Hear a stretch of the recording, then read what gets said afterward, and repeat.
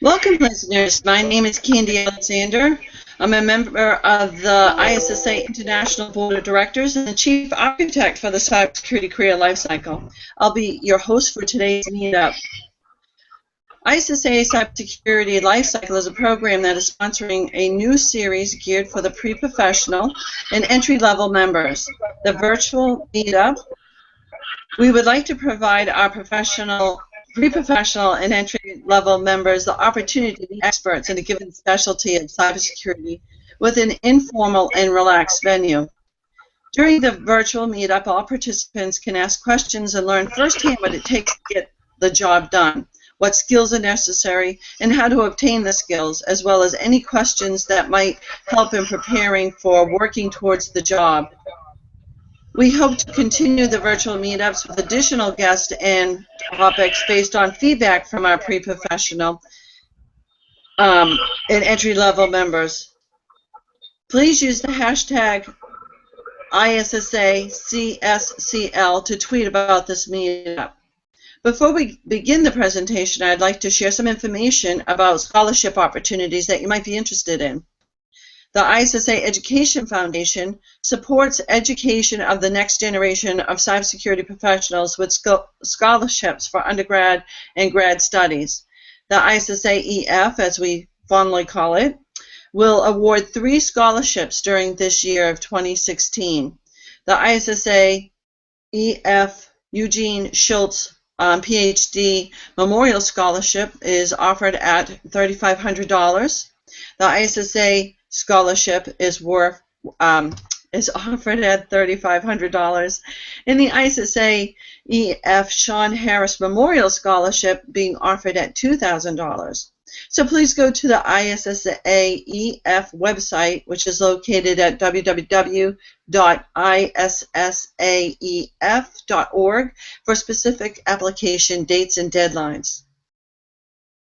As for today's topic meetup, we will be discussing the importance of good communication skills, which I seem to be having a problem with this morning, as part of your role in cybersecurity. We will explore what it is, why that is the case, and how you can improve on those communication skills. And again, hopefully I'll be able to pick up some tips myself because, again, I'm having a little challenge. So I'd like to introduce our panelists this morning. The first is Deidre Diamond. Then we have Greg Sternberg, and hopefully we'll have Robert Sorrow join us. So I'd like to have each of you introduce yourselves, and ladies first. So Deidre? Lovely. Good morning. Good morning. Thank you for participating in this discussion. You sound it's Friday morning. So hopefully the audio is working well. I'm getting a little feedback. Everybody okay? Yeah, Candy, you can hear? Okay, awesome. Awesome. So hello, everybody. My name is Deidre Diamond. I'm the CEO and founder of Cybersecurity Network. We are a national cybersecurity staffing firm. We are based in Boston, but in all cities. Prior to Cybersecurity Network, I had the opportunity to build out sales for Rapid7. So my background is sales, leadership, team building. I'm in the cyber and tech field without a degree in computer science, and I've been a CEO of a software company, so this topic is near and dear to my heart. And I also recently founded a not-for-profit Brain Babe, which is about bringing women out of the booth babe era into the cyber era, and I'm targeting liberal arts majors because that's how much I believe communication skills matter for cyber. So this topic is really special to me, so thanks for having me. Great, my pleasure, absolutely. Wonderful, yeah. Like I said, I need more coffee. Sorry, guys. Wonderful to have you. Yes, thank you. And Ken, good morning. I'm sorry, it's Greg, isn't it? I was just about to say. That's okay. I've been called lots of things in my life. My name's Greg Sternberg. I'm a enterprise security architect for SunGuard Availability Services. Basically, in short, we do recovery to cloud and recovery solutions. My background, if you go far enough back, I was one of those people that hacked into systems and stuff like that. Quickly got out of that and into the programming field. And in the programming field, I moved into architecture, and sort of about the same time I moved back into security, I guess you could say. As an architect, I probably spend 75 to 80% of my time in communication of some sort, whether that's verbal or oral or presentation or whatnot. So, it's a subject that's near and dear to my heart as well. So. Well, I'm very glad that you came over to the the light, if you will, instead of staying in the dark side. So again, thank you, and again, my apologies, Greg. And no worries. I don't think we have Bob Sorrow on with us, so I guess there's always somebody having a more challenging time than you, and apparently Bob is doing that this morning. So I guess we'll move on. So when we start talking about cyber and communication skills, I think one of the stereotypes is that as technologists and those that are into technology, we're socially challenged, and one of those things being communication skills. Some of us feel far more comfortable communicating through electronic means. So that being said, it has been noted that security professionals do not communicate effectively with their oral or written work. Would you agree with this statement? And let's start with you, Deidre. No, I would not agree with this statement. I believe that humans overall are very challenged with communication skills. And I think we see that in our divorce rates. We see that in our retention rates of employment, right? The average technologist, whether cyber or strictly technology, sticks at a job about 12 to 15 months. And so when we look at our retention rates, we can see that this is a human problem, and it's in all fields. That being said, cyber is a profession within technology that does require that our communication skills are more sound, because we aren't strictly sitting in front of terminals coding, right? We are really interacting with other humans. We're in the business of figuring out what other humans are thinking, right? What are our adversaries thinking about? So what we do by nature is thinking about how humans think, feel, and perceive, right? And so it is probably heightened in terms of the awareness of how we've got a human problem of communication skills. However, I don't believe that cyber people are worse than other technologists. I actually believe they're better. It's just that we need that skill set so much to be successful in what we're doing in cyber that we feel it more, right? Okay. All right. Thank you. Yeah. Interesting perspective. And Greg, what's your take on this? I certainly agree with the fact it's a human problem. I suspect it's more obvious in the technology field, because the technology field, now this isn't unique to technology. I mean, I deal with engineers in all sorts of fields. Doctors, lawyers, everyone has their own particular language that they speak. And your initial hurdle is to speaking the language. But for the most part, when I go to the doctor, they talk about various things. And frankly, I really don't care a whole lot about their terminology, because I'm just more interested in the results. Right. And I think that's where technologists may have an issue, because technologists have this tendency to think everyone is as interested as they are in the details. They're not? And not always are they. Some of the more entertaining sessions I've been in is where you have a technologist, and I'm saying technologist because, like I said, my background's programming and architecture and security, so I have all three of those.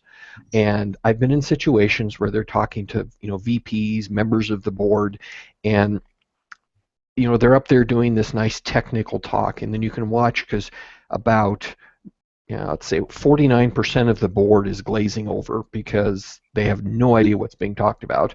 49% of the other 49% of the board is, sitting there looking at their watches going, I have time I could spend better doing something else. And then you have 2% that sort of follow it but are kind of like, okay, can we like get to the point here? So it's a communication. Communication isn't just talking, it's trying to get your point across, and we'll get into that more later. Okay. Yeah, great. So, one of the things that I am a firm believer is that we as humans have we're born with different traits and abilities. And again, the thing that makes us wonderful as technologists also provides us a little bit of a deficit in regards to the communication skills, that through practice, learning, and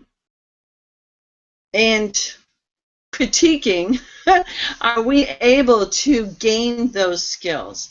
And I think as well, it's really important to recognize as well that when we as a profession started to mature, say like 10, 15 years ago, and we had CISOs now sitting at the big table, if you will, that CISOs were going, or security managers were going to the businesses and trying to explain very technical situations, and the businesses would get that deer in the headlight look and say, what? They wouldn't say it out loud because, of course, they're being polite, but, like you said, underneath the little mind is going, what the heck are these people talking about? I have no idea. So they shut you down without you even realize it, and you're blabbing about, how, your perimeters being hammered by all of these potential attacks, and you're trying to explain that to the business people, and they're just saying, I have no idea what the hell they're talking about. So how do we go through that progression and mature ourselves to the point where we're now able to have a conversation? Because that's what communication is the ability to take one thought, a concept, put it into a means called communication that the recipient on the other end would be able to understand. So when you look at communication broken down to that perspective, where are we missing the boat on that? And if you have any stories or examples of some of the challenges that we as technologists have in talking to the businesses, then I'd love to hear them. And Greg, I'm going to start with you this time. All right. Probably the most obvious example is, you kind of touched on it, that whether it's a CISO or an architect or whoever, you're standing up in front of management of some sort. You're talking about, okay, we're getting this many people are attacking our perimeter, or we're suffering this many break-ins. From a conceptual standpoint, people who are not versed in security will say, okay, yeah, that does sound bad, but how concerned should I be? So this is kind of leading to the concept of you have to understand in their terms what they need to be concerned about. Now, a lot of times then the next step is, oh, they're only concerned about money, so I'll just say everything in terms of money. Well, yeah, that's an important part too, but money only goes so far. And what I found works best, and again, in general, is to make it personal. You kind of answering the question, why should I, who's not a security person, care about this?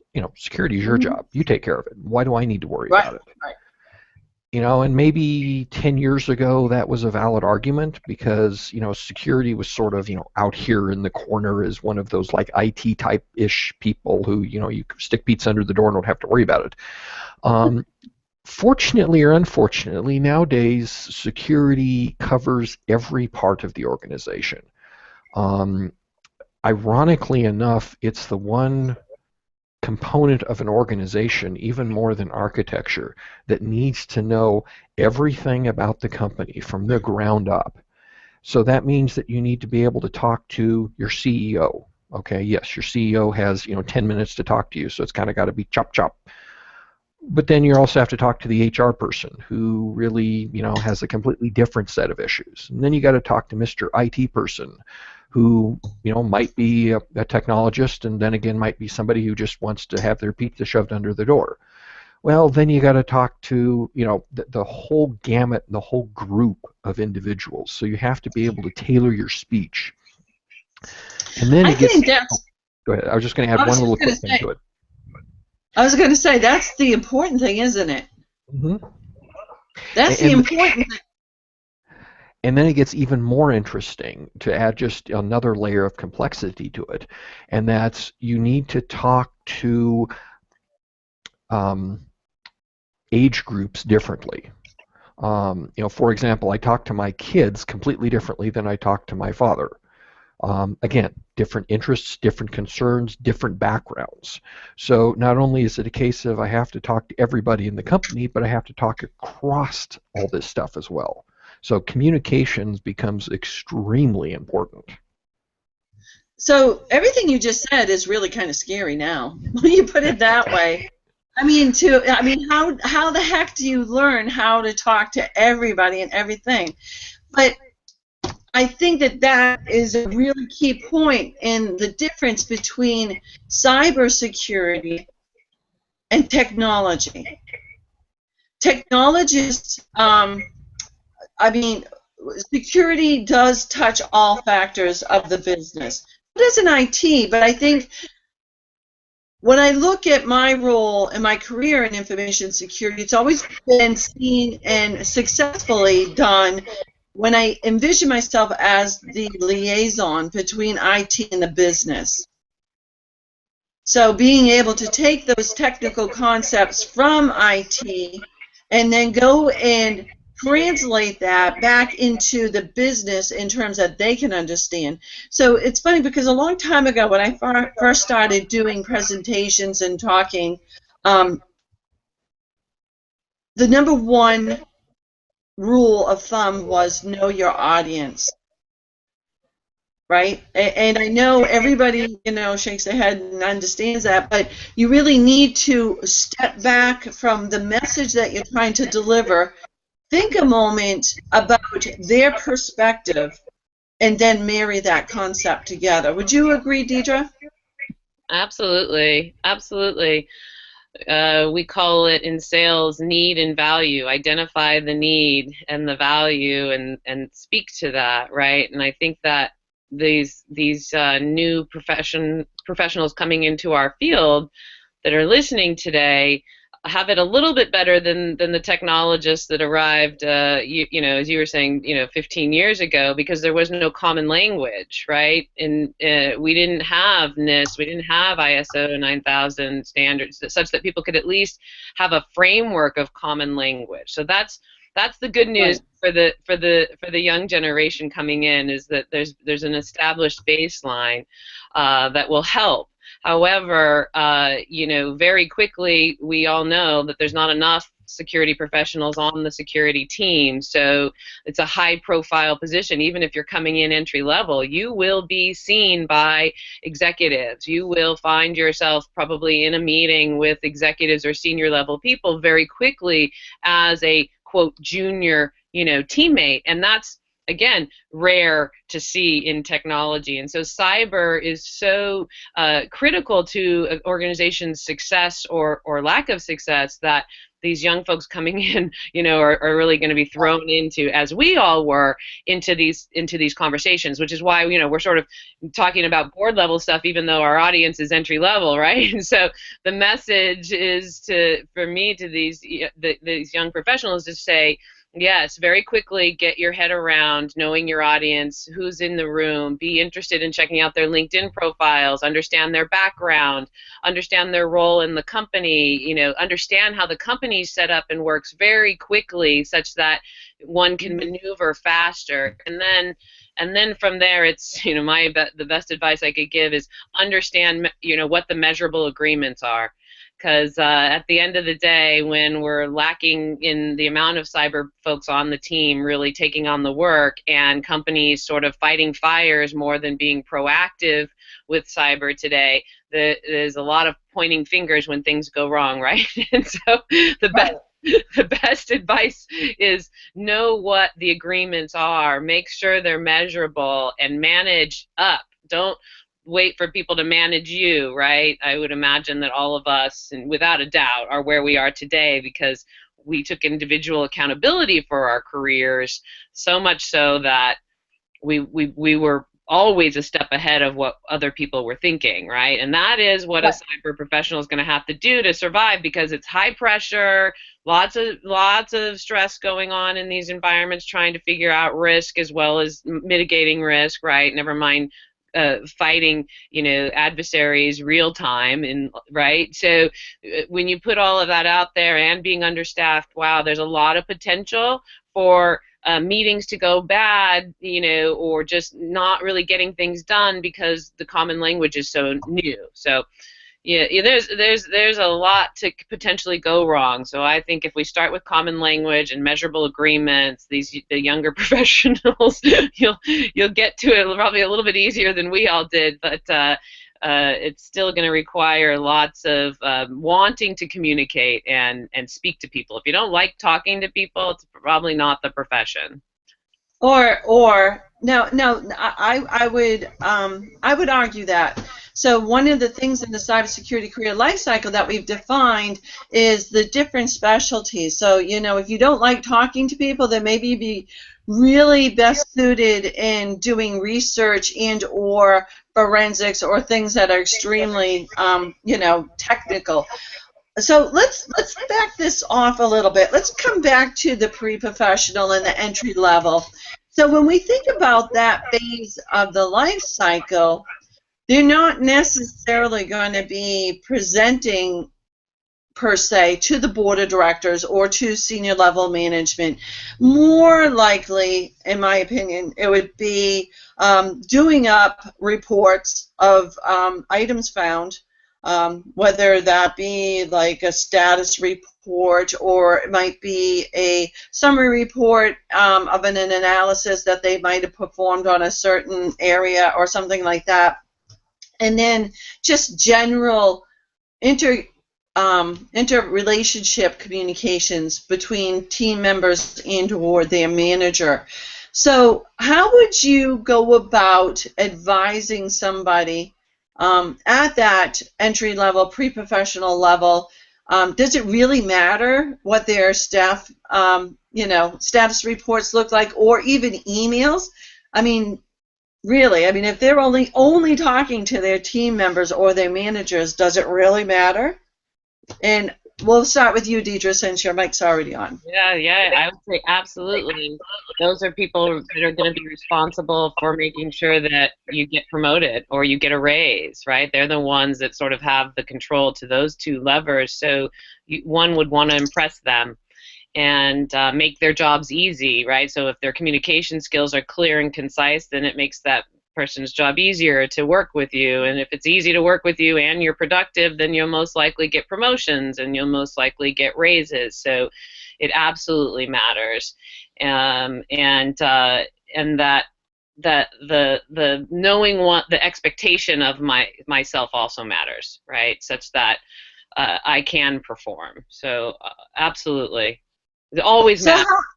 How would somebody be able to gauge, like if I'm a pre-professional or an entry level and I'm doing emails or any type of communications, how would I be able to tell if my communications are effective or if I need improvement upon that? Yeah, that's where I say, seek to be a novice, always ask for feedback, right? Take one's career into one's own hands and ask, what do you think about how I write? What do you think about the message that I sent? Checking in on one's expectations. So I really recommend, whether you're entry level or you're a chief information security officer, you're starting a new job. What's expected of me, and making that measurable, and then checking in on that with one's boss on a regular basis, and doing it oneself, not waiting for the boss. Okay. And Greg, let's hear from you. What are your thoughts on that? How do you measure whether or not your communications are successful? Probably the simplest answer is, did they achieve the results you wanted? I mean, that sounds kind of hokey, I'll freely admit, or maybe cliche-ish, but that's really what it boils down to. Okay, even something as simple as a status report. Okay, Right. well, what's the purpose of a status report? To communicate what your situation is, whether you need help, whether you don't need help, whether you've got answer to this or answers to that. So just there, did that address the reason for the status report? Now, along the lines of why is it important to always be careful what you say, as we know, once it's out on the internet, and in the internet I'm talking the broadest sense here, not just Facebook, but the internet in general, whether it's your company's internet, intranet, or whatever, it never dies. It's always backed up somewhere. It's on social media somewhere. It's on an email server somewhere. So Right. everything you say or do on the broad internet is there for the rest of existence. It's somewhat of a sobering thought. So you always, especially in a work situation, because what happens is these things will get saved on the email server. Now, whether it's a retention policy, it's 3 months, or saved forever, you send it to 10 people. Well, one of those 10 people may not follow company policy and may not delete it. Then you have an incident. The auditors come in, they lock everything down, and as we've seen in the news reports, they'll find these old emails. And if it's a situation where something comes up or something wasn't said or something wasn't done properly, they find out about it. So it's one of those things that you write an email or you have a conversation and you always need to sort of step back and think, is this really what I want to say? Is this how I say it? So let me just interject here, because that brings up a really good memory. Lesson learned. So of course, as pre-professionals and entry levels, especially entry levels and even mid-career, we find situations and we just get really passionate and damn it, they just won't listen to me, and so you send off the fiery email, the infamous fiery email. I have learned in my career that what you do is you write that email in the heat of passion and do not hit that send key. You save it.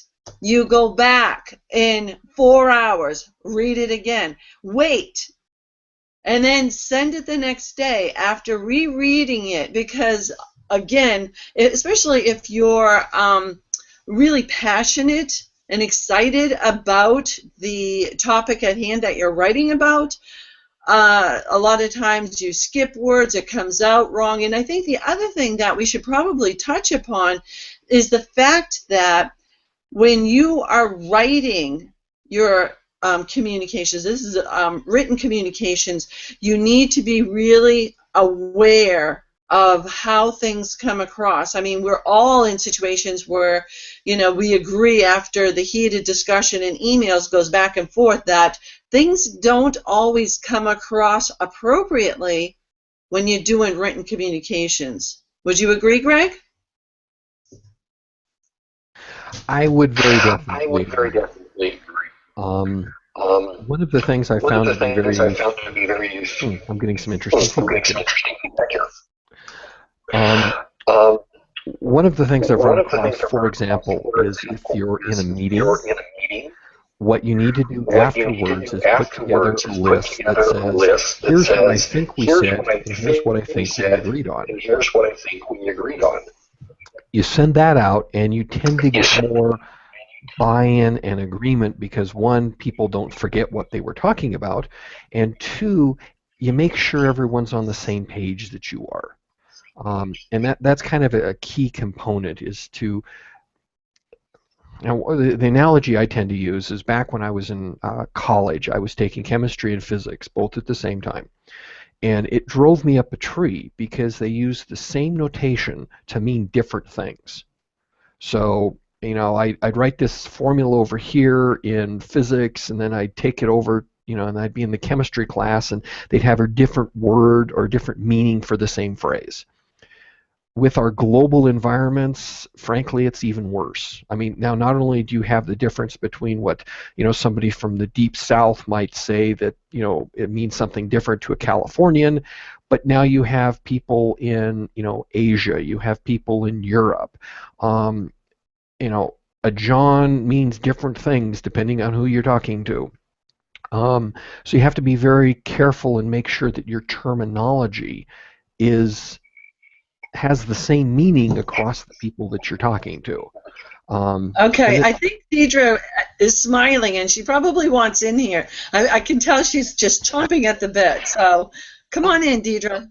I just love the example he used, John. I just thought that was hysterical. Yeah, I mean, I was also, while you were talking, Candy, picturing, when we're all writing those heated emails and our hands are going like this and we can hear the keyboard. That's the moment, don't send that email. If you're rapid firing and you can hear yourself typing and there's emotion, heavy emotion behind it, I'm absolutely write it, get it out. It's very lethargic. Do not hit send. In fact, my recommendation is that email is never sent and it's a verbal conversation, because if there's that much emotion, even though that cathartic experience sort of got it out on digitally on paper, let's say, it's still going to be a conversation that's going to need to have finesse and or not be construed wrong. So, the higher chances that it will be construed wrong if you email it versus personally get with that person. I like that. I like that a lot. However, Yeah. I think I think that that's really sound advice. If you are sending off an email with that much emotion and passion, have that conversation in person. And I'd also suggest that the more important the message I don't know how to say this. More important the message, and the higher up in the hierarchy the message is going to or report, the more times you should write, step away, review it, write again. And so that you're going through a self-review cycle in regards to written communications, as well as find somebody you trust as an editor and have them review your message before sending to, like, the CIO or the CISO. Again, having an extra set of eyes goes a long way in helping you look professional, because that is, after all, how the pros do it, right? Mm, absolutely. Okay, so let's get back again. How do our pre-professionals and entry levels, how do they learn the language of business? I mean, they're still trying to learn the language of cybersecurity. So do they learn that first and then go and learn the business language, or is it important to learn both at the same time so that they're moving forward succinctly? Deidre? I like to say both at the same time, and that technology is business, and that gone are the days that, being a technologist means you're a programmer in the back room, right? Or you're the guy or the gal with the cables under the desk, right? We all remember that stereotype so well that we've sort of are having trouble losing it, because it's not that world today. Without tech, we don't have businesses, and so really business is tech, and no matter what business we're in tech, and no matter what business, cyber matters because it's modern thievery, is really what it's about, what we're defending, right? And so I believe that, yes, we want to combine the two. We want to start to think as business is technology and technology is business, and there is no separation. And much like, being in business, one must have communication skills, which was traditionally known to be the sales role, right? And those lines are now blurred too, and rightfully so, as we've really learned what technology has brought to the modern society, and it's there, it's the backbone. Now it sort of makes logical sense that the next evolution is that we are one entity and we are not separate, right? Business and okay, tech. great, thank you. How about you, Greg? What's your take on that? I definitely agree that, and speaking as one who was the technologist in the back room, technology is no longer, or I should say, is becoming less and less a separate entity. I think some author I read called it a commodity. The analogy I draw is it's like reading and writing. 200, 300 years ago, the only people who could read and write were, monks in the back room. I mean, not even kings and queens in general knew how to read and write. And it was this sort of radical idea that, hey, people can communicate other than orally. And it fundamentally changed life. It's one of those things that you never realize how much of an impact it was until you look back 100 years later, and the concept of I can write down what I know and thousands of people can look at it.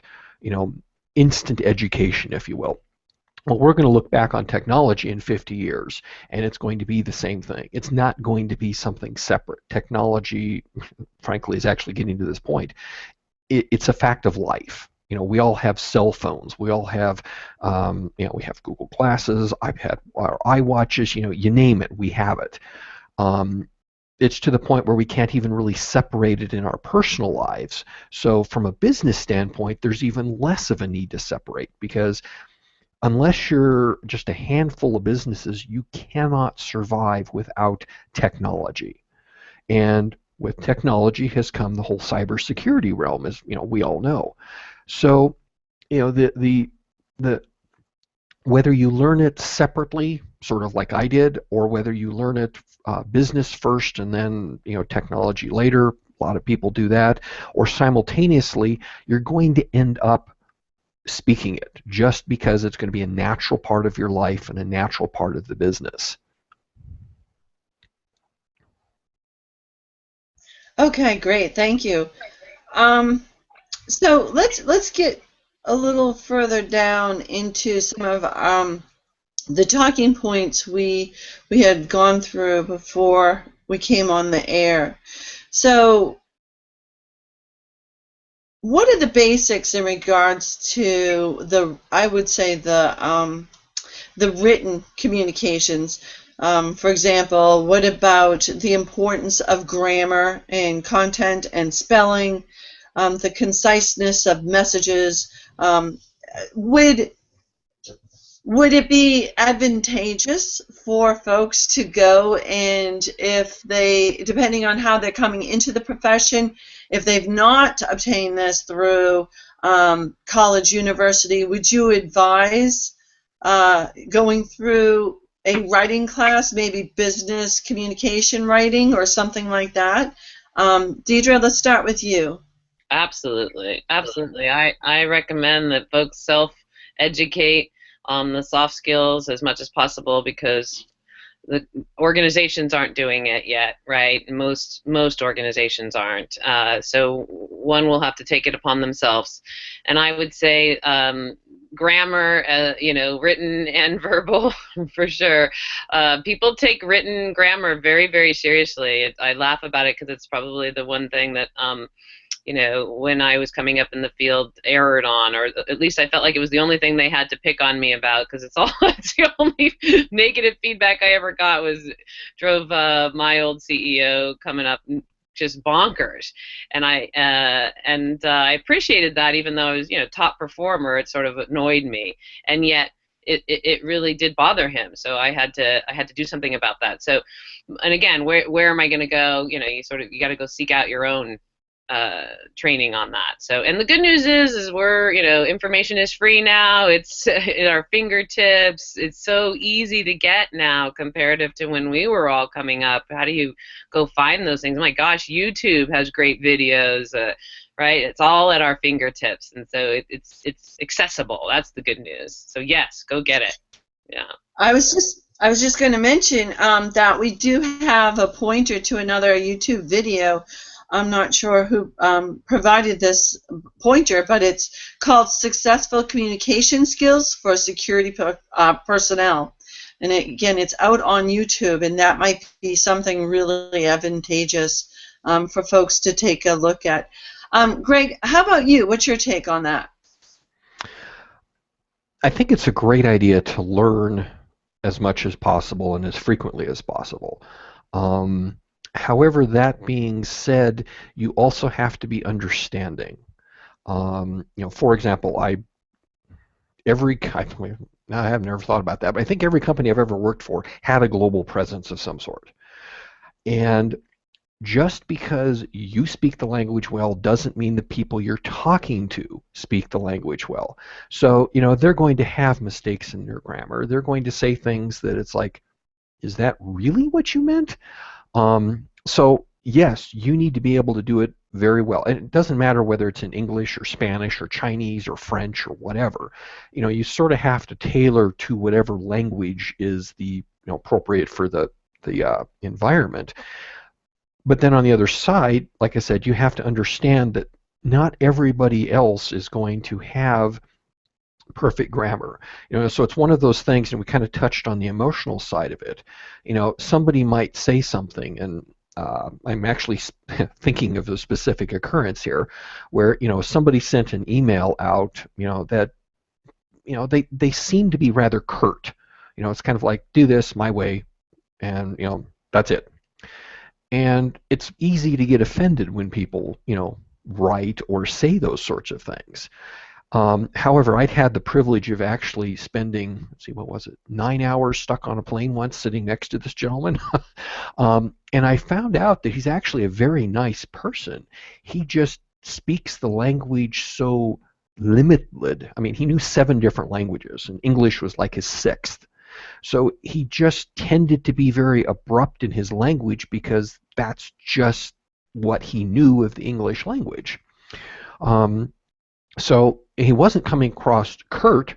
That's just the words that he happened to know. But fortunately, this stuff can all be learned through practice, through, we talk about YouTube videos, watching presentations, going to conferences. To be honest, a lot of times I'll go to conferences or I'll attend webinars or I'll do this sort of stuff, not so much for the message, but just to listen to how other people communicate. How do they talk? What do their slides look like? Where are their inflection points? That sort of stuff. So, and it's kind of touched on a little earlier. A lot of this, they talk about natural born sales or natural leaders or natural whatever. I happen to believe that natural plays a part. It might be easier for some people to stand up in front of a group of 10,000 people, and talk away. There's a number of religious speakers out there who have that natural capability, but that only goes so far, and it's something that can be learned. It's something that can be practiced. It's something that can be, enhanced. I will freely admit, it took me quite a few years to be able to speak to somebody who wasn't a programmer. But it is something that, again, comes with practice. You watch other people. That's really the simplest thing to do. Because there are people out there who you like or you respect, or their message really resonates for you. So then the question Okay. is, why? Okay, great. So let's take some questions from the audience. Again, if you are out there watching us live, please feel free to go ahead and submit those questions, and we'll get those addressed. We have one that had come in, and it reads, nonverbal communication is hard to read in emails and written communication. Kind of goes back to what you were just saying, Greg. And the question is, how do I ensure the message I am intending on sending is the message the person is receiving? So again, it goes back to, we said this a couple of times this morning, that when you do those written communications, you might say something and it comes off wrong. And how do you prevent that? And I think that is a special knack. Greg, since you went last, let's start with you briefly, and then we'll go over to Deidre. It's a very good question. A very good question. I guess the simplest answer to it is a lot of it comes with the standard communication, and a large part of understanding. I mean, let's face it. You're going to send out the email, you're going to make the statement, you're going to do whatever it is, and somebody's not going to like it, accept it, believe it, or understand it in the same way. It's going to happen. So what do you do when that happens? I think that's kind of a key question too. You have to be understanding. You have to realize, oh, I'm sorry, what I said, here, let me rephrase the question. Let me say it again differently. My apologies, I didn't mean for it to come across that way. As long as you aren't, I'm trying to think of the right word here. As long as you have an understanding, most people will say, okay, you didn't mean what I thought you said, so that's all fine and dandy. But it's going to happen. You got to figure out how you're going to respond when that does. Okay, thank you for that. And Deidre. Yeah, absolutely, Greg. It's going to happen, and the more we can minimize it, the better, because it's a miserable experience when it happens, right? Especially when when you hit that send, you just don't feel good, and that's when it's going to backfire. So first thing I'd say is, unless you're 100% sure it's going to land, we call it land, like somebody can receive it, don't send it. That's a verbal conversation. If you can't get yourself to shedding that fear of, gosh, are they going to get this? Are they not going to get this? Don't send it. That being said, in order to be able to send emails and make sure that they land, I really believe that the catch is to make it win-win, right? Such that everybody that you're communicating, what's the win for this person? How do I make sure that this person gets a positive experience with this email? So you have to think positive. You have to think about actually creating a positive experience for the person you're sending it to ensure that that's what happens. So it's really waking up the brain to sort of that conscious thinking of, my job is to create positive energy, my job is to produce results, so how do I do that with this person, and keeping it simple. Yeah. I like that. I like that a lot, because I think when it comes to the nonverbal and written communications, especially, again, through email, because we usually don't put a lot of thought into emails. It's just a quick means of communication, which is extremely dangerous. I think that over time and practice, kind of like what you said, Deidre, to really stop and think about, can this be taken wrong? Can this be taken negatively? That we really need to ensure that, kind of goes back to that comma or, whatnot, that you want to project outward how, favorably, because it is a public image. When you go to send your emails, when you have communications, when you do things like this, you're projecting yourself. And of course, if you want to further your career, you want that a positive projection. And so therefore, I think that's a really, really wise thing you said, is that you need to think positively and put that energy through that email out there. And then again, to caution, do not think of email as a quick, a quick blast, because it, as Greg said earlier, it's forever. It's electronic. It's forever, right? Yes, absolutely. Absolutely. Okay. Let's see. So, And we've all go had our ahead. Twitter and Facebook experiences as well. So, Well, there's years ago I worked at a very large computer company, and then there was the it almost is probably an urban legend now.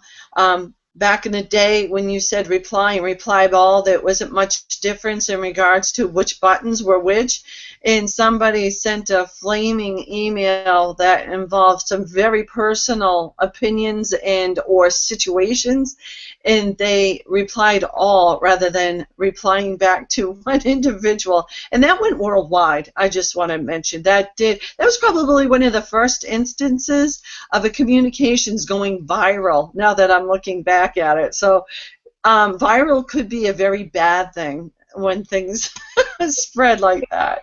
So again, emails, you really need to not think of it as a quick communications.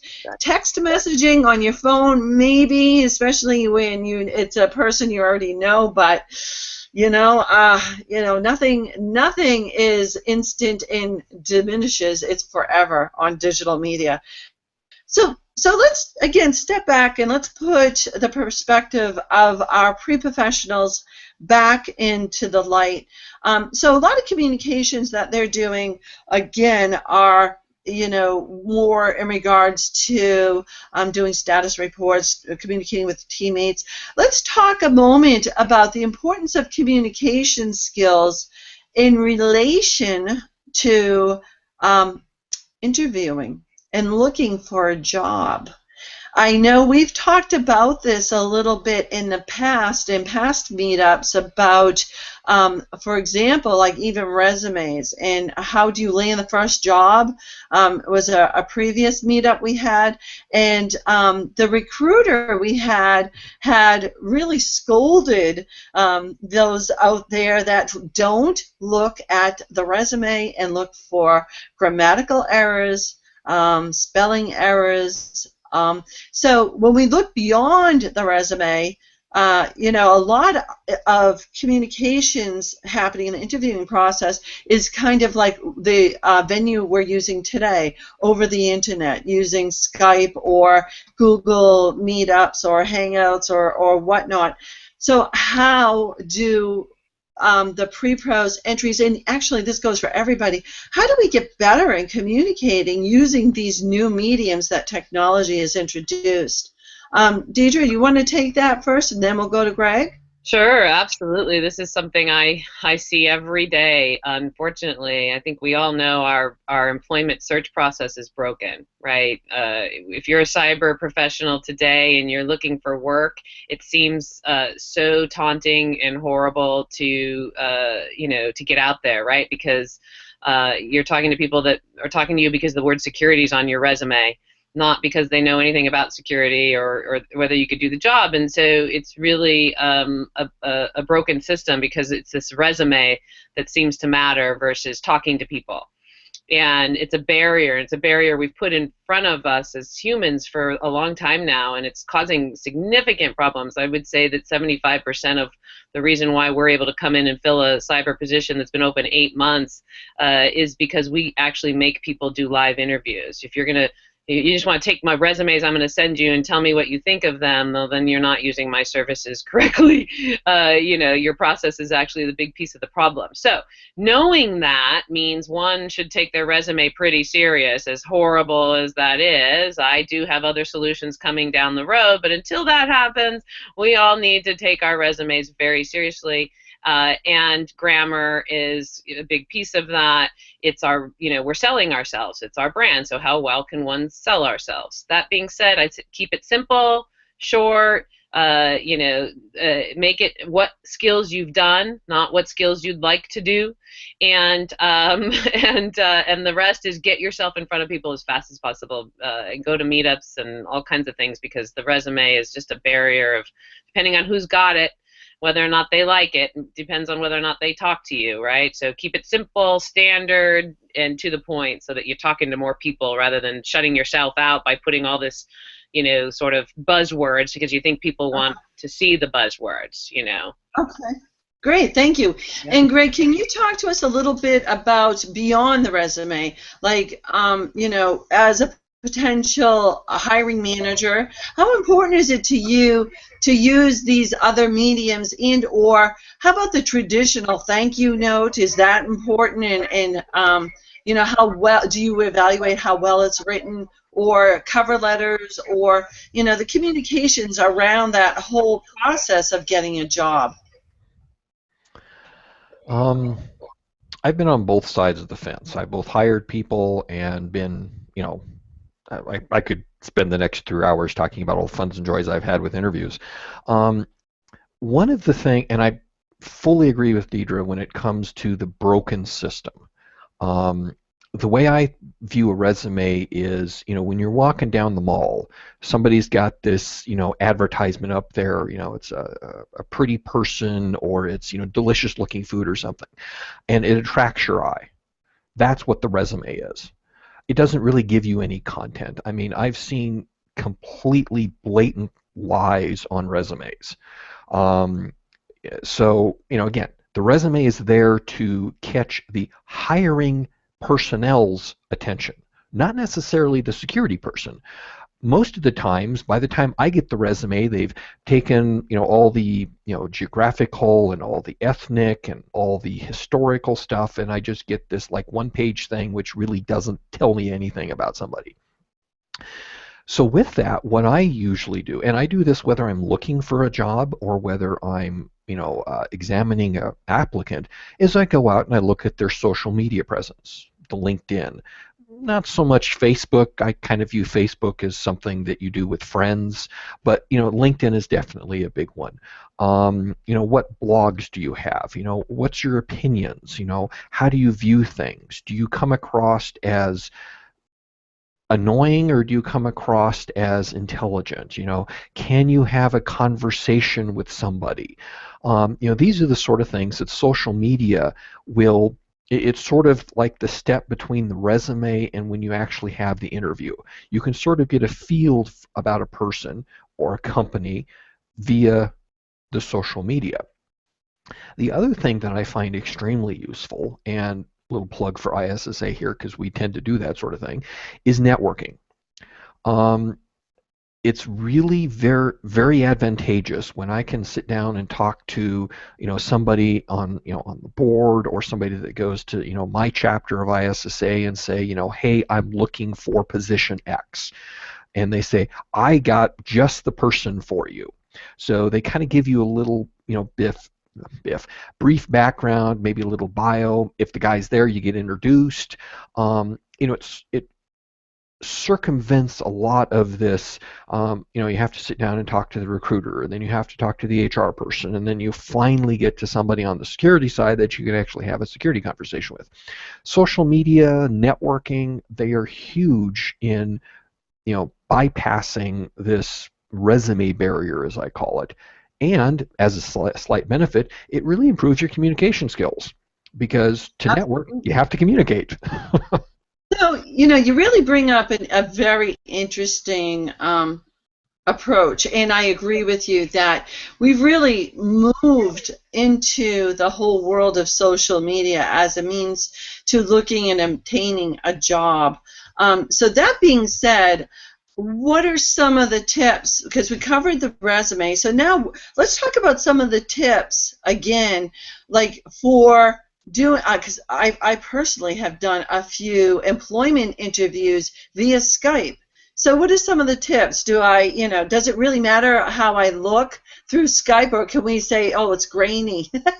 Or how about, what about the background? Do you want to be in a quiet place, or, does it really matter that I have 14 windows open and my system might have some degradation, or does it even matter that I might have, like, for example, I have now a window open which is my talking points, and it's reflecting white into my eyeglasses so you can't see my eyes. That as well, isn't that a point too when you're doing visual face-to-face communications, whether it's in person or whether it's online? Isn't it important to look somebody in the eye when you're having that conversation? So I'm going to throw that at Deidre first, and then we'll go to you, Greg. Absolutely. Eye contact is one of the strongest ways that humans make a connection. And at the end of the day, what we're talking about is humans working together, spending 8, 10, 12 hours minimum a day together, more time than we spend with our families. And so, you know, who's looking for a job must take responsibility to say, okay, I'm going to, whatever I choose, I'm going to spend a lot of time with these people. I want to be connected with them. I want to have a relationship with them. So I always tell people, it's your brand. What's your brand? How much do you care about your presentation? How much do you care about what people think and perceive about you? And I think everybody should care a lot, and then I think everybody should be themselves, meaning there's different groups of people that accept different sort of, you know, presentations of oneself. And the neat thing about what technology's brought to us is that if we choose to be honest about sort of, you know, what we're about, then we can find those same people, right? If we're willing to, you know, put ourselves out there, be ourselves in a professional, positive manner, then we're going to attract the same types of folks, and that's where we'll land. If we're afraid to be ourselves and we sort of show up in something different than we typically are because we think that's what the interviewee wants to hear and see, then, you know, it might get you the job, but are you going to be happy? Are you going to stick around? Is it going to be pleasurable? You know, so I tell people, look, everybody wants a positive experience. Everybody thinks and believes that if you take care of the way you look, from it, you know, presenting that you're not rolling out of bed, or that you believe that looking nice matters, that, you know, we all sort of get that that's socially the way to start, then from there, you know, greatness can happen. So yeah, it absolutely matters. And then the more effort one puts into making a connection, you know, the eyeglass reflection, whatever it is, the more that experience is going to be positive and potentially the right fit, such that one sticks around in a job versus is looking again in a year. So I think, and maybe this is one of those things when we talk about communication styles and or levels of comfort or whatnot, I think, you know, like, I'm over 30, just throwing that out there and letting you guys know. So I'm not really that comfortable with this medium. So perhaps to make sure that I get it right, I need to practice. With the test camera. And whereas like my daughter and her generation, they got it down. They got those selfies down. Yeah. So they're looking good. I'm not so much. So I think that, however, we need to make sure that everybody is cognizant and comfortable with working in this medium, because this is where we're going, this for communication skills, what we're doing today, this face-to-face virtually, but to as well not just concentrate on how we look or talk or come across, but the background. You know, what's in my background? I mean, all three of us, you know, for the most part, are, you know, have great backgrounds. There's nothing inappropriate in the background or whatever. I mean, you don't want those things being on the, you know, YouTube bloopers for interviewing or whatnot. So I think those are some really important considerations. So, Greg, let's hear your take on this, because I think, you know, again, you know, you must have some good stories in regards to this medium, right? Yeah, I have lots of interesting stories. An interview is, in a lot of ways, an advertisement. And, you know, whether it's over Skype, whether it's sitting down face to face, whether it's, you know, take your pick, you're advertising, you know. So you look at an advertisement, you know, and it's crisp, it's clean, it's attractive, it's, you know, whatever adjectives you want to use. You need to be the same way. Now, if that requires lots of practice, like my daughters have on cameras, that's fine. If it requires the fact that you have a little test camera set up and you're looking at everything, that's fine too. What it really boils down to is you sort of have to flip your viewpoint. Okay, yes, I have company X interviewing me, So then you have to look at it from company X's standpoint. What is it they're going to see? What is it they're looking for? To sort of give a little bit of background here, when I was a developer, I would show up to an interview wearing a nice shirt and dress pants, okay? And that was fine because that was what was expected from a developer. Then when I moved into the architecture role, and I ended up interacting more at higher levels of the company, I tossed on a suit jacket. Now, I personally abhor suits, so this is a significant accomplishment for me. So, I'd wear a suit jacket. And now that I'm, maneuvering more at the upper echelons, my dress has changed. So for something like this is informal. I'm still wearing business casual. But if I go to interview for a position, I'm going to be wearing a suit and a tie. Not because it has any effect on me or what I want or what I'm looking for, but because I'm advertising myself. You want to get past the initial, let's see here, I read a fascinating article that when you meet somebody for the first time, you've made a judgment in milliseconds. I mean, the human brain works as fast in social situations as a computer does. So you want to get past that first second of impression. So you want to project whatever image it is you're trying to project. Are you trying to project a professional board level appearance? Are you trying to project a comfortable, easy to get along with? So it's a case of you have to. Oh, go ahead. Before you move on, I want you to continue, but before you move on, I am so glad you say that, because for these virtual meetups for the pre-professionals, we want it to be really relaxed and informal so that our pre-pros and entry levels will be comfortable in asking the experts questions. So I'm a Harley rider, so I have my Harley shirt on, and Greg, you've got your golf shirt for ISSA, yay, and Deidre, you're very relaxed, and I think that that's a really important part. We were very cognizant in doing that to create this environment. And so I think that you really raise a point that I think not everybody has realized or made important, and that is when we have these communications that have now morphed from emails to cover letters to to phone interviews to now doing what we're doing now, that dress is important, the background is important.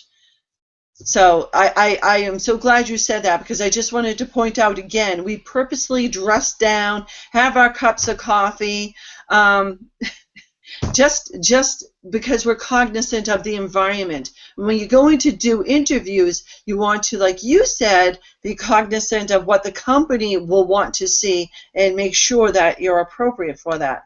So again, thank you for letting me interrupt you, and please continue on. No worries. And to be honest, there are some benefits to this type of an interview. It would not be the first interview where I've been wearing a suit jacket and a tie and a shirt and short pants. So there are some pluses and minuses both ways on this.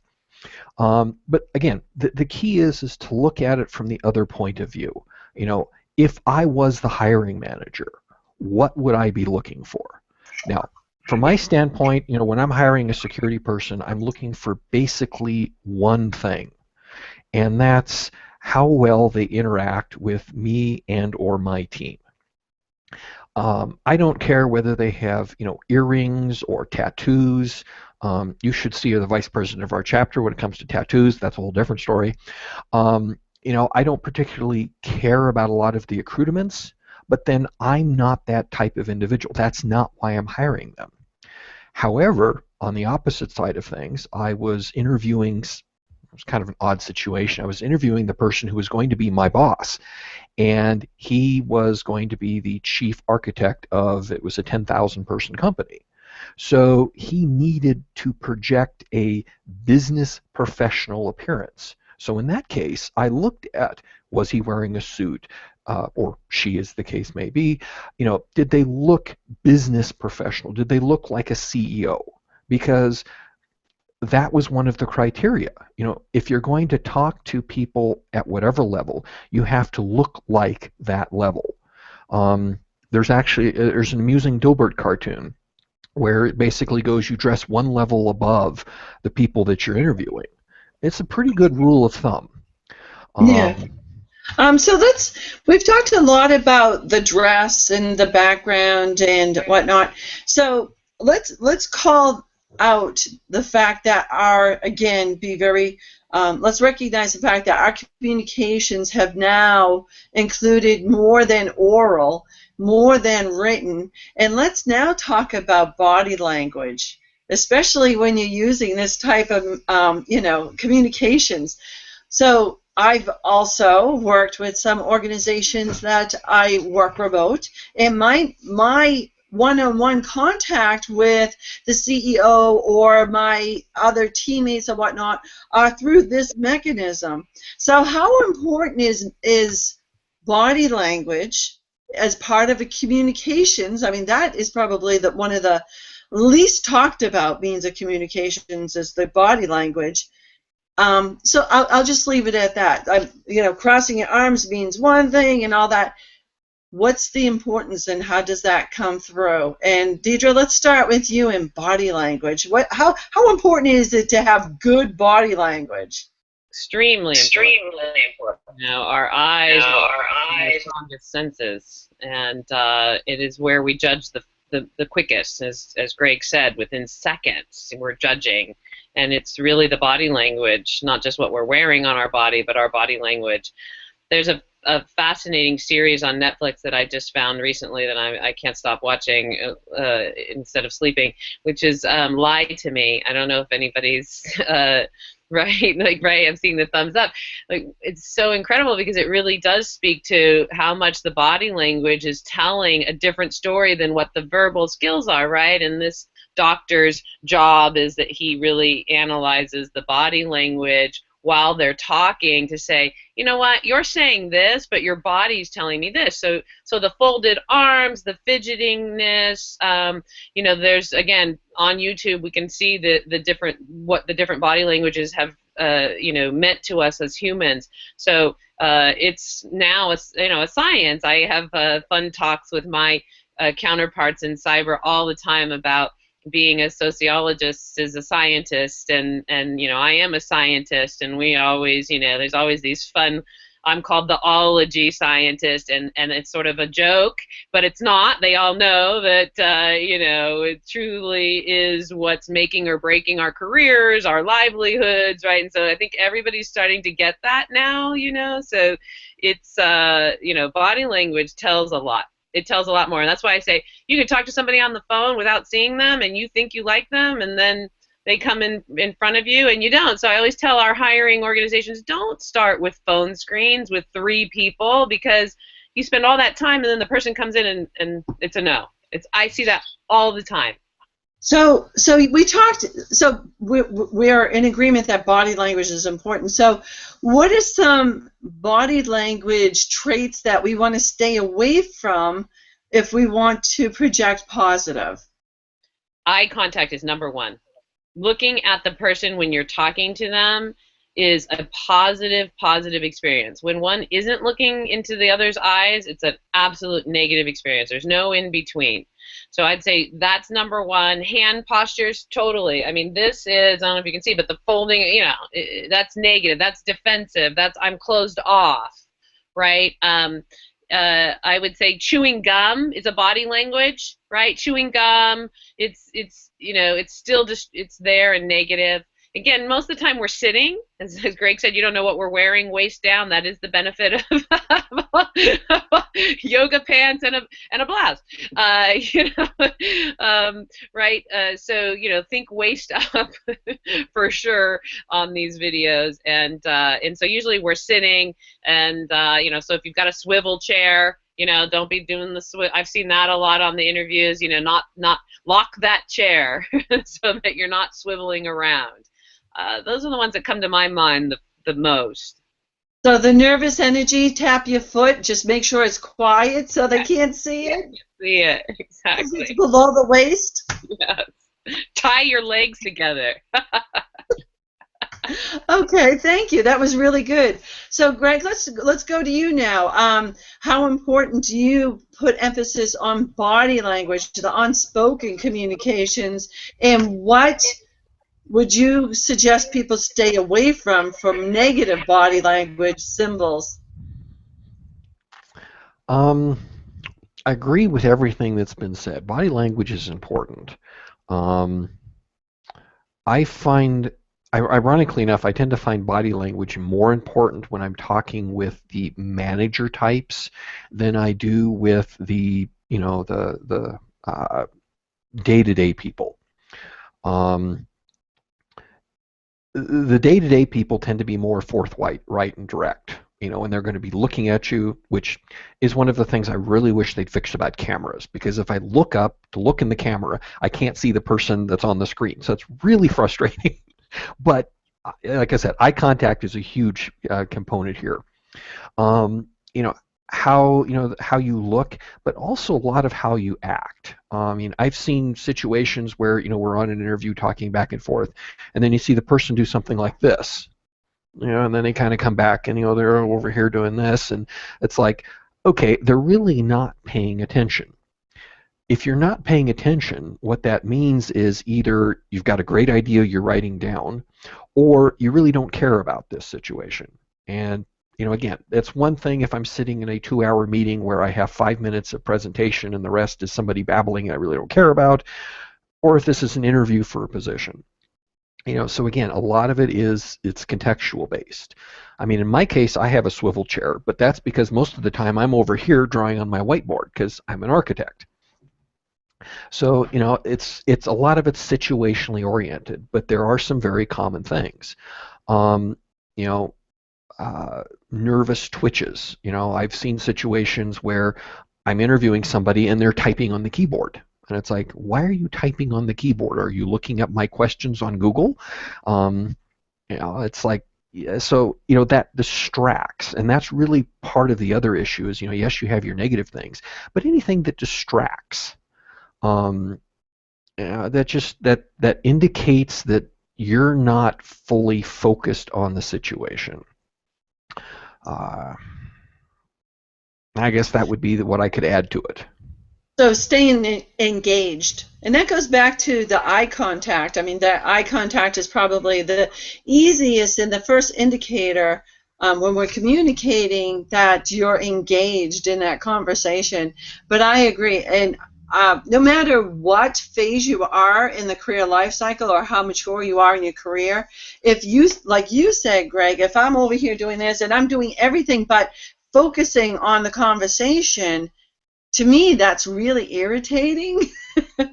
And I am not, when I'm working with other teammates and they're not engaged, and security people do get this from other parts of the business, it's really disheartening and it's frustrating. And again, really thinking about the recipient of that message. So if we were to summarize things that we've talked about today, I think the recipient of the message, we need to really think about how it's coming across, and that includes the body language and being engaged.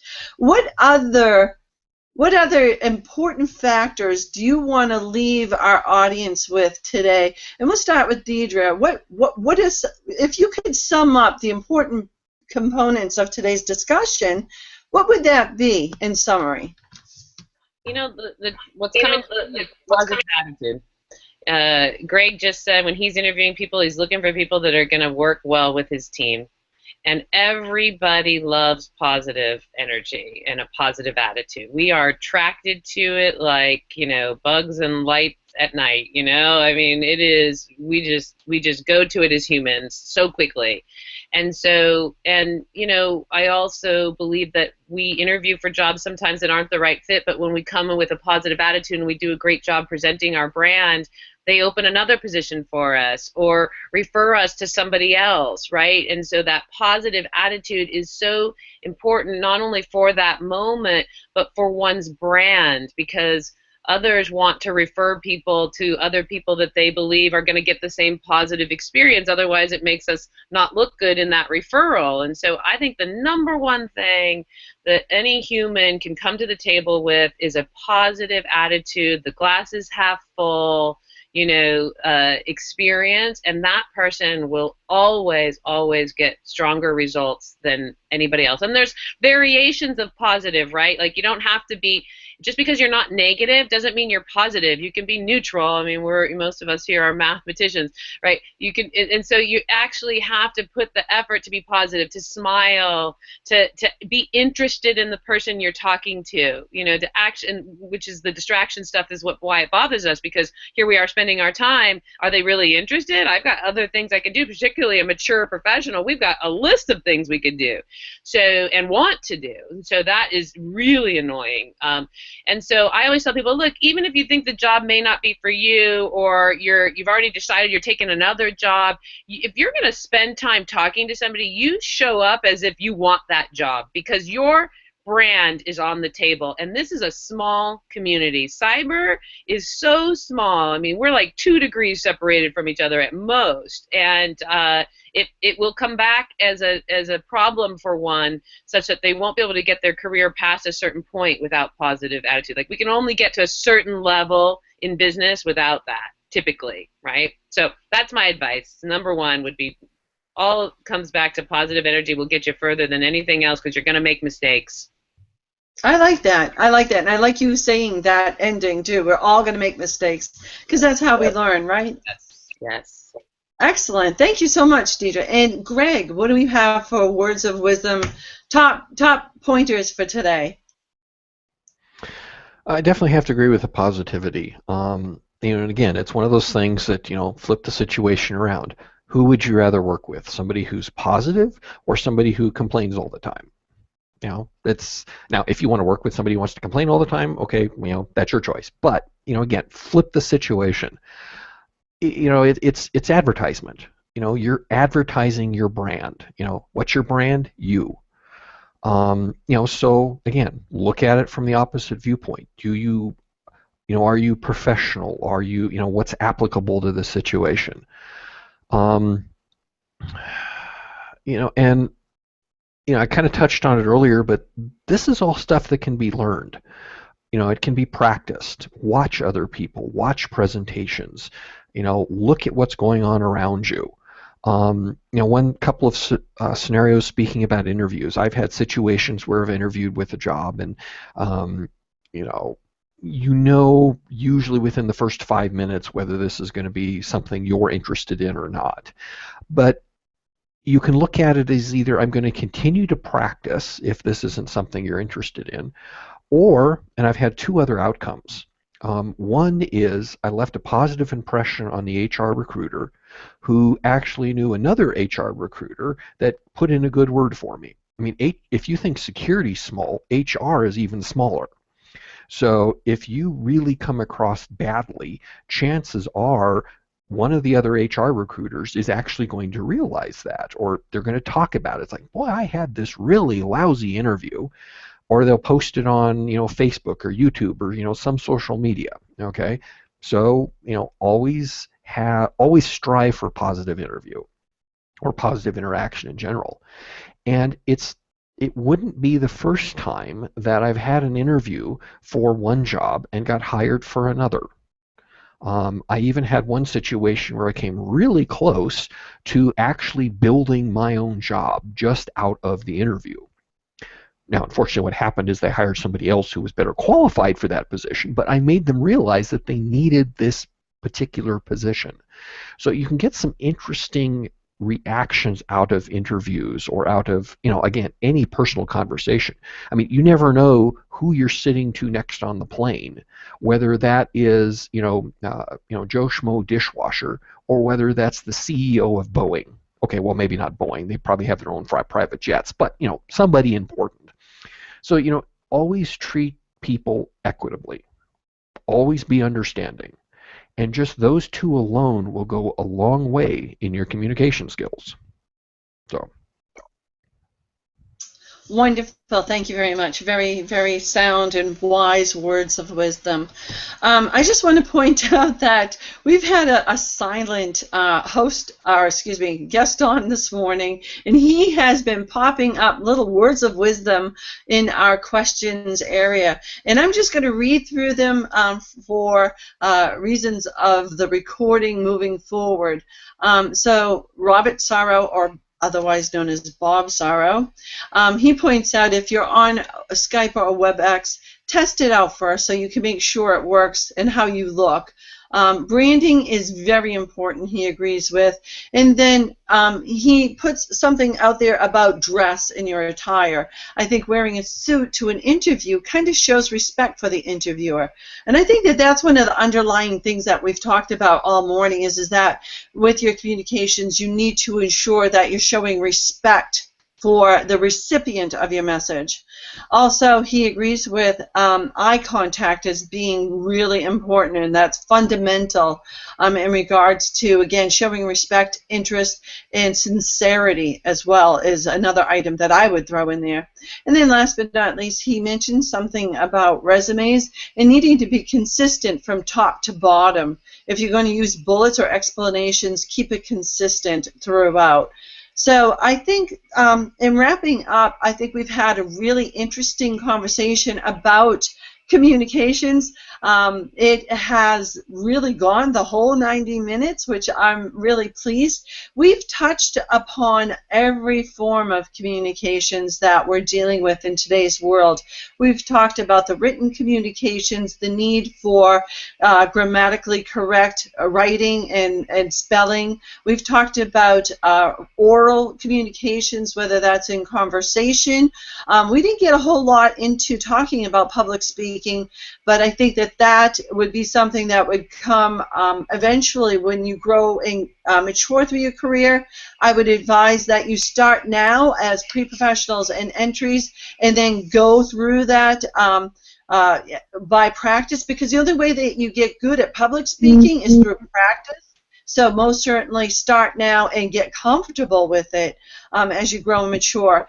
We also talked about the new technologies that not just introduce the whole concept of verbal communications, written communications, but the blending of that with technology, with virtual presence, with the eye-to-eye, face-to-face communications that we use through like Google Hangouts and Skype and other FaceTime, you name it, it's all out there. And how important it is to dress from the waist up appropriately, and you can wear your little fuzzy bunny slippers on the feet.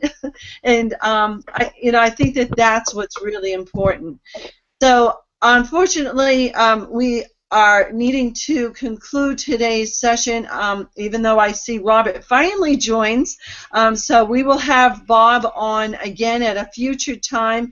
He most certainly has a way of bringing light and stories to our pre-professionals. So again, my apologies, Bob. We'll have you on again at a future session. Thank you so very, very much from the bottom of my heart to Greg and Deidre. And I thank all of you out there who are listening and participating virtually today for attending.